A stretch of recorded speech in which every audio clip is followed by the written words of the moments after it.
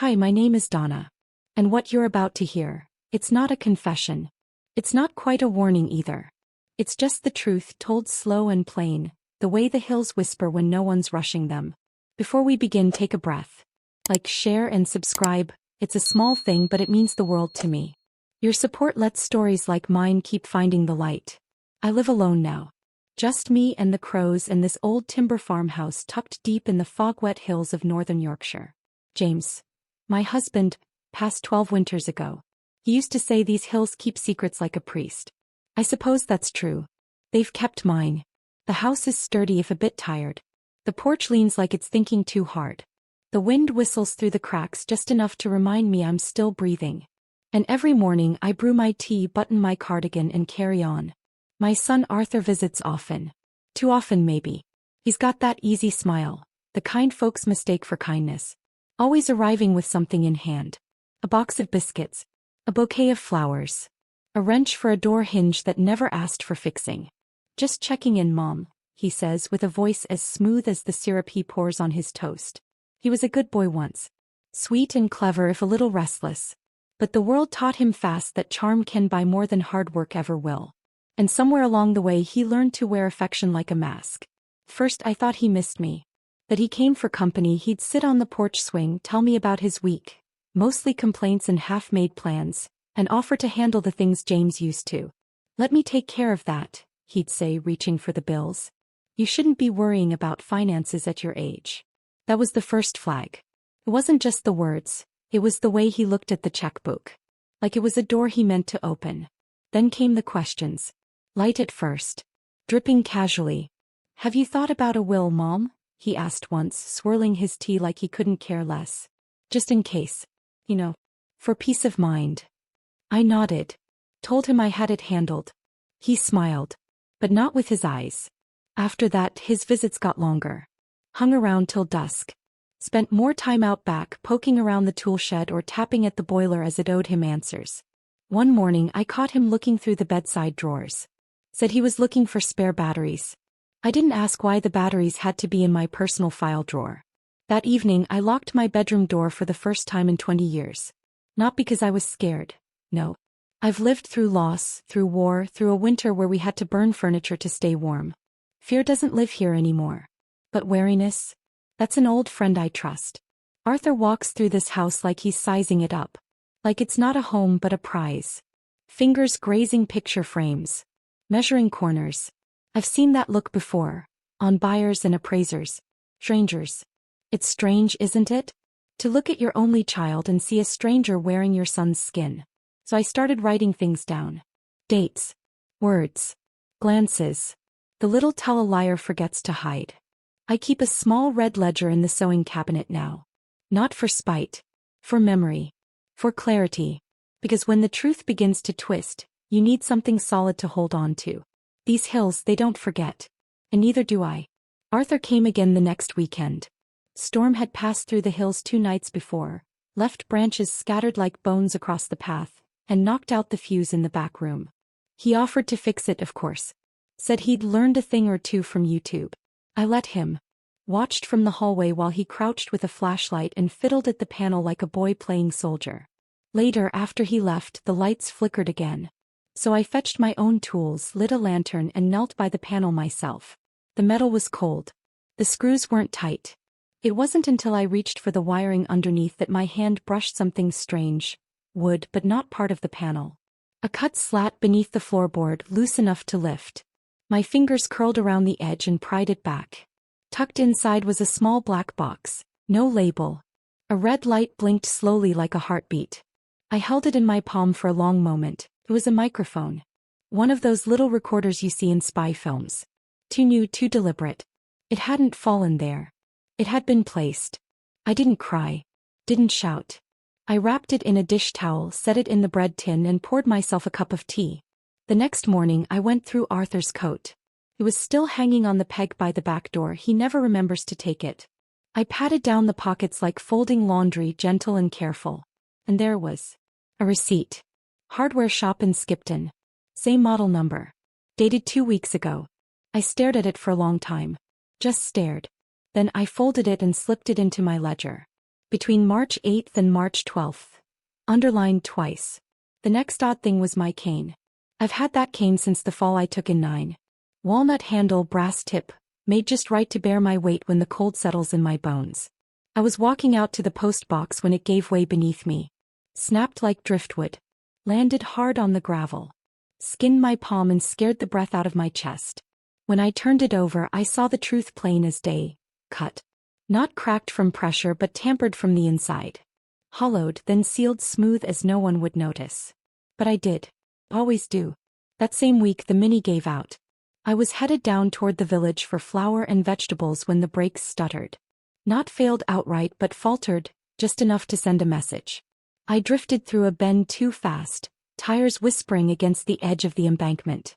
Managed to stop her before the ditch but only just. I sat in that car for a long while, heart thudding in my ears. The trees stood quiet like they knew something I didn't. I walked the rest of the way into town. Bought a new walking cane. Groceries too. And when I came home I didn't speak a word out loud for the rest of the day. Not to the kettle, not to the cat, not even to James's photo on the wall. Because now I knew. He'd been listening. He wasn't just curious. He was preparing. Me. I was done hoping it was nothing. My boy had a plan. So I started making one of my own. I've always believed the devil doesn't knock. He just walks right in smiling like family. It was Lucy who helped me see things clearly. My goddaughter since she was born, though she's more like a granddaughter in spirit. Works as a paralegal now, sharp as a tack and loyal as they come. When I told her about the microphone I found beneath my floorboards, she didn't flinch. Just asked, "How soon do you want this sorted?" We started planning that same night. Then there's Mr. Hawthorne. Been our family solicitor for over 20 years. He helped James and me buy this land. Watched Arthur grow from a freckled boy to a man with teeth too sharp for his own good. He's no stranger to inheritance games. Planning dinner was my idea. A final curtain call before the truth came tumbling out. I spent the day slow and deliberate like I was setting the stage. Roasted chicken with rosemary. Garlic mash. Warmed cobbler for afters. I even dusted off James's old decanter set. Lucy arrived early, helped me set the table and more importantly helped me set the recorder. It sat tucked in the sideboard drawer just beside the dining table, well within earshot, blinking quietly. Arthur showed up at dusk with brandy in hand and a grin that had fooled many. But not tonight. He kissed my cheek and called me Mom, like it meant something. I handed him his glass, only his. Touched with a little something Lucy had picked up from a friendly chemist. Nothing harmful. Just enough to loosen a few bolts. Mr. Hawthorne was last through the door, coat neatly folded, papers in hand. Everything was in motion. We sat to eat. The food was warm. The conversation is warmer.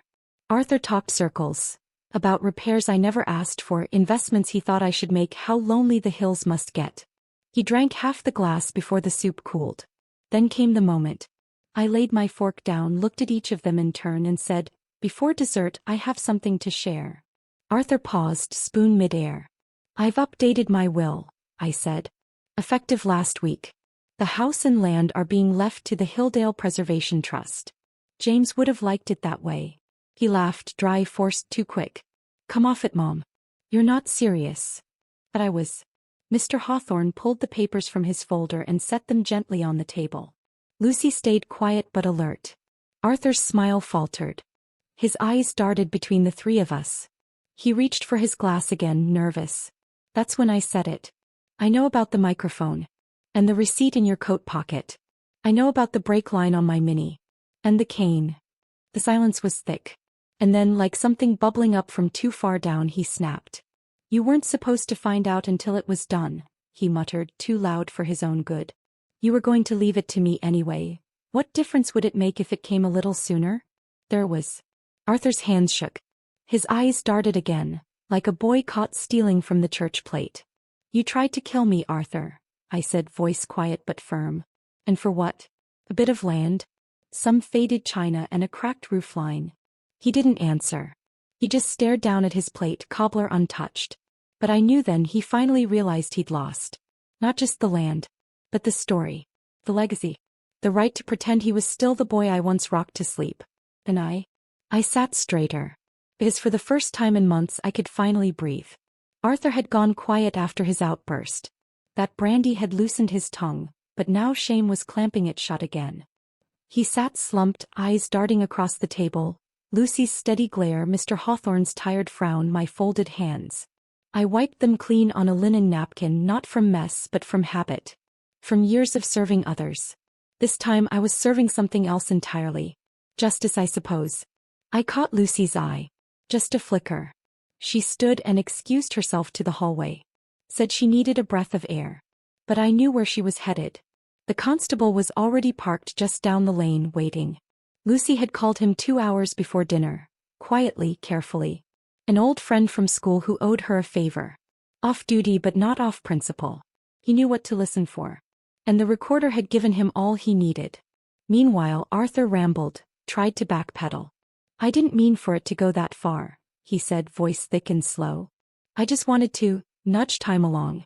She was always going to leave it to me. I was just helping fate. Helping fate. That's what he called it. Not sabotage. Not murder. Just encouragement.